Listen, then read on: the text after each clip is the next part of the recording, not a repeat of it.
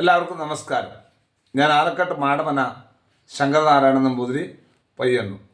ഇന്നത്തെ സുഭാഷിതം: ഗുരുപത്നി രാജപത്നി ജ്യേഷ്ഠപത്നി തഥൈവ ച പത്നി മാതാ സ്വമാതാ ച പഞ്ചൈതേ മാതരസ്മൃതാഹ. 5 പേര് നമ്മളെപ്പോഴും ഓർക്കണം, അമ്മയായിട്ട് ഓർക്കണം എന്നാണ് പറയുക. ഒന്ന് ഗുരുപത്നിയാണ്.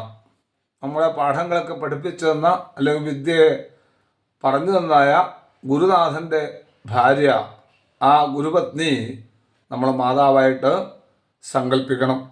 അതുപോലെ രാജപത്നി, രാജാവിൻ്റെ ഭാര്യ അല്ലെ ഭരണകർത്താക്കളുടെ ഭാര്യ എന്നൊക്കെ പറയാം ഈ കാലഘട്ടത്തിൽ. അവരും അമ്മയ്ക്ക് തുല്യമാണ്. ജ്യേഷ്ഠപത്നി, ജ്യേഷ്ഠൻ്റെ ഭാര്യ അമ്മയ്ക്ക് തുല്യമാണ്. അതുപോലെ പത്നി മാതാ, അതായത് ഭാര്യയുടെ അമ്മ, അവരും അമ്മ തന്നെയാണ്. പിന്നെ സ്വമാത, സ്വന്തം അമ്മയും. ഇവിടെ സ്വന്തം അമ്മയ്ക്ക് ഏറ്റവും അവസാനമാണ് സ്ഥാനം കൊടുത്തത്. അതുപോലും നമ്മൾ മനസ്സിലാക്കേണ്ടത്, ഈ മറ്റുള്ള കാര്യങ്ങളൊക്കെ പറഞ്ഞതൊക്കെ അവരൊക്കെ ബഹുമാനിക്കപ്പെടേണ്ടവരാണ്. അമ്മയ്ക്ക് തുല്യമായിട്ട് നമ്മളെപ്പോഴും പരിഗണിക്കണം എന്നാണ്.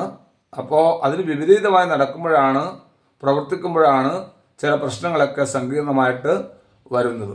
അതുകൊണ്ട് ഇവരെയൊക്കെ നമ്മൾ അമ്മമാരായിട്ട് കാണണം എന്നാണ് ഈ ഒരു സുഭാഷിതത്തിലൂടെ പറയണത്.